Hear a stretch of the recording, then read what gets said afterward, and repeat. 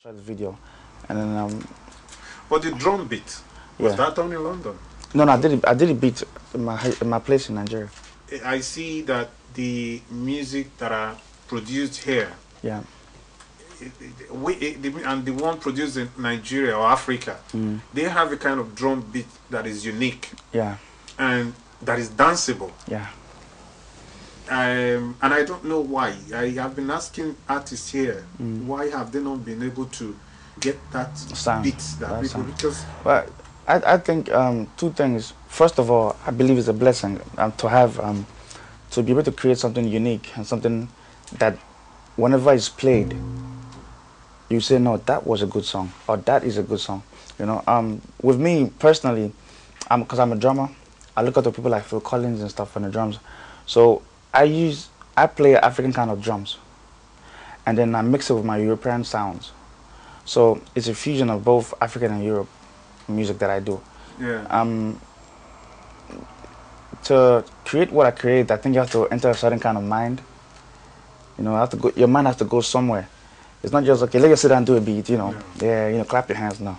at that point you just travel, you just let travel, yourself go, and you're in another So world. You're relating with your... That's why most of the time when I'm in the studio producing, I wear glasses. So that I blot out everything around me, people around me. So I shade myself from people, you know, so that I'm in my own zone.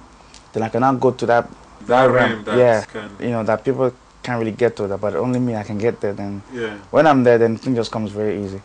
You know? Yeah. Sometimes, like Familiar took me 10-15 minutes to produce. You know, sometimes a classic can just take you that kind of minutes. You know, not that long. And then when Familiar came, you brought it, you took it back to Nigeria. Yeah. People didn't understand it immediately. No.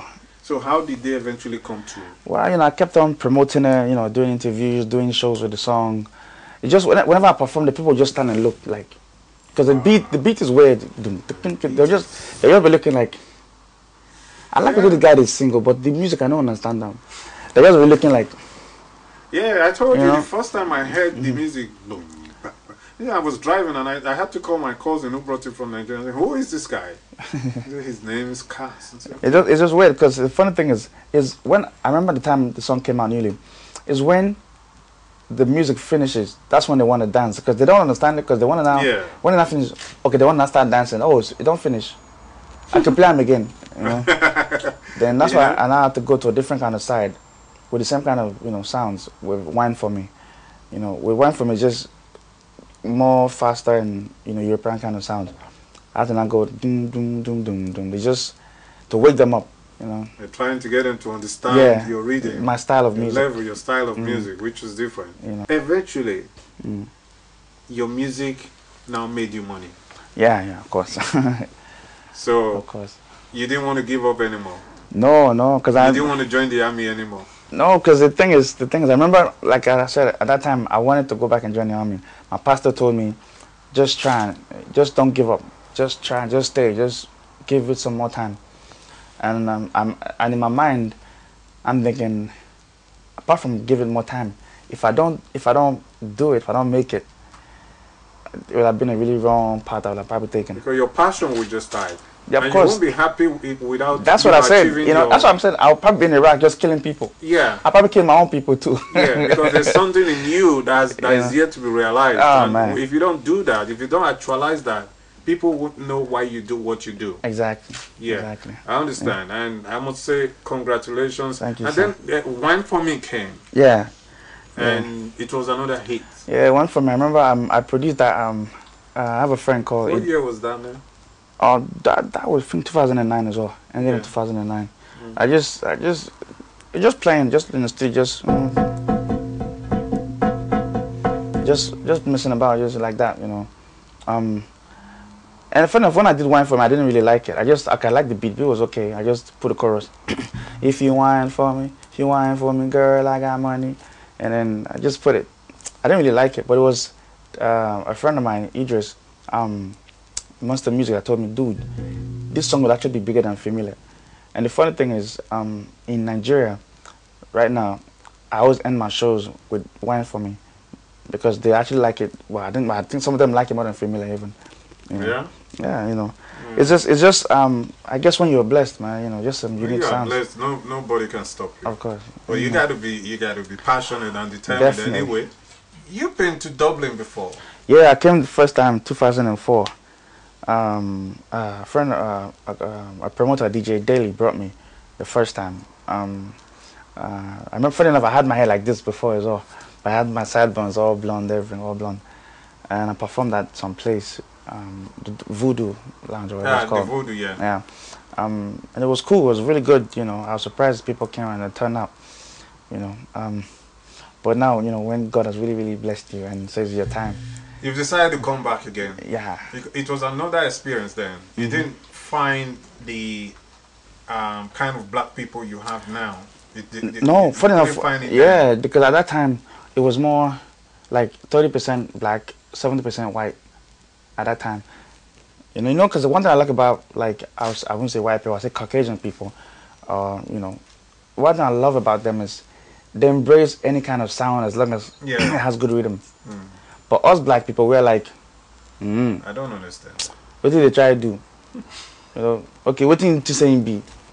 Okay, make I see. Okay, it's not too fine. Okay, I like it, you know. But with Caucasian people, white people, they'll be like, I like it. They like difference. They like something that is a little bit, you know, they don't understand. They just like... They like to just move and dance. They're free-spirited people, you know. So I love them for that, you know. So that's why I started, as I said, my first Europe tour will be Dublin. Yeah, Dublin, you know? Because you just want to see Dublin from another point of view. Yeah. So tell me, the Dublin you saw in 2004 and the Dublin you're seeing in 2012, what is the difference?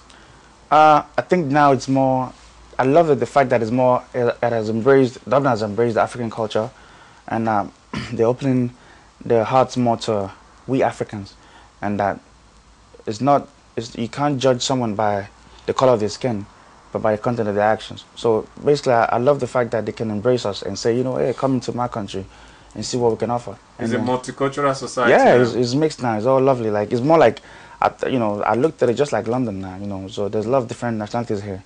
You have Zimbabwe, you have South Africans, you have Nigerians, you have Jamaicans, Indians, everybody else. Like, so it's like, it's beautiful because you have more life to the whole thing. So I appreciate it. They're learning fastly. Yeah, and it makes the economy grow, you know. It makes the economy grow, it makes, that's one thing about, that's what I tell people anyway, that if you realize that 10 years ago, we were like, people, I heard, because 10, 12, 13 years ago, they would look at the black man and say, well, man, it's different. But that's not the case now. You know, it's what they see every day. They live with us, they marry with us, they're married to us, we're married to them. You know, so it's just a perfect community now. Definitely. I love Ireland. I like the accent as well, you know. Shout out to all the islanders. Shout out to my Irish people. I love you all. Yeah. My name is Cass. I love the accent. My accent is beautiful. You know? They say it's one of the accents that people wants to listen to. In America and other parts of the world. You know, maybe, but we don't know about it. We don't see it that way anyway. Maybe because we live here. No, because you guys are inside of the country, so you won't really see that. No, but you know, it's a beautiful thing outside. And the artists that are trying, the Nigerian artists that are trying to make it here. What do you've seen them? I know that we come to Sementasino now. But from a general point of view, what would you say about the artists trying to break into the entertainment world here, the music world here? The first thing is very simple. There's you trying to understand what you're doing, and then trying to please the kind of people you're trying to please.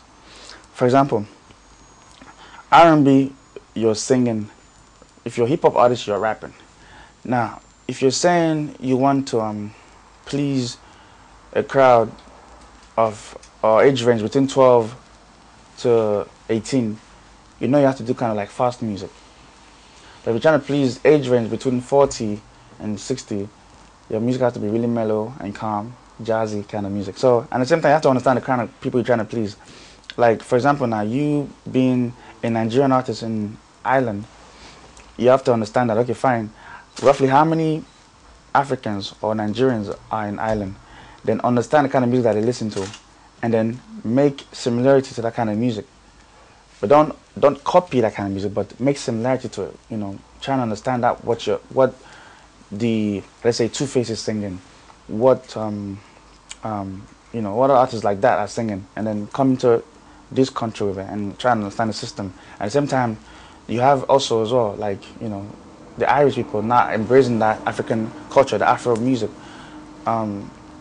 Make your music different, make it a bit unique, so that they can understand, and you know, because they embrace our kind of music now. You know, Afro music is coming up really fast. So because of that, I think most of the musicians here, they should just understand the fact that, okay, then this is what I'm trying to target. Let me just target it. And the first thing I tell them is just pray first before you start, because you know, it's not easy. It's serious work. Just creativity and innovation. It's not easy. You think there's hope? You think? Of course there's hope. Here the thing about Ireland, I think, is just it's free. They have free spirit. You know, you have to understand how to turn it into money.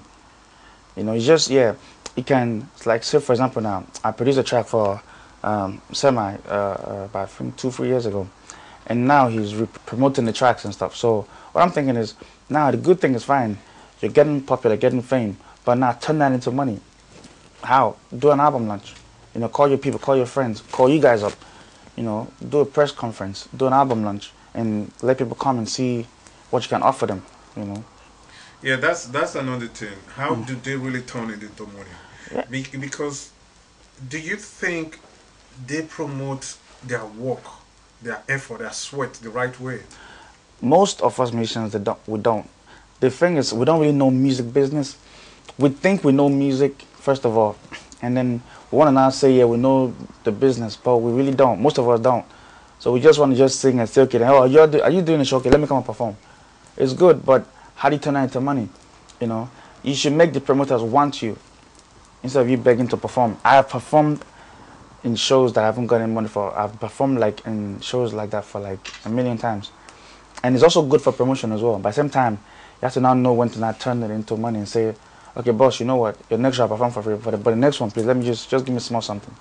You know, you can start from there. But the thing is, professionally, I think they should study the business of it. It's very easy. Just go on the internet, Google up Puff Daddy.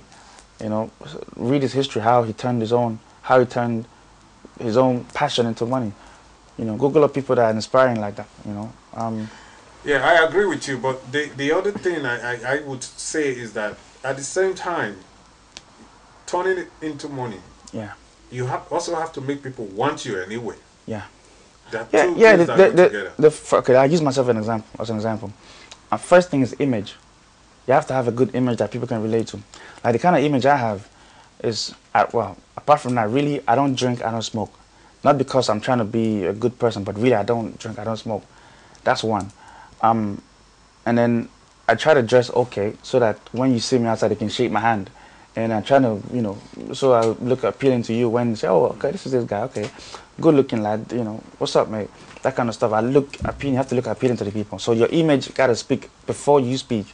Because nowadays in the music business, they say it's 90% your image and 10% talent. Yeah. So you have to turn yourself into a brand. A brand, you know. You have to look the part that you're trying to say you are. Before you tell somebody, I am a singer, you have to look like the singer. So before they check out, oh, you're a singer, right? You know. Yeah. I remember one time in Nigeria, I had no ID on me. I didn't have my ID on me. I was gonna try to get on plane, but I had my ticket. So the lady now goes to me, oh, before she just said, you are that singer that they said this ticket is for. So the image that she saw was what she just approved, basically. Before I even told her, oh, my name is Cass and blah, blah, blah, blah. But the first thing I said, like, you know,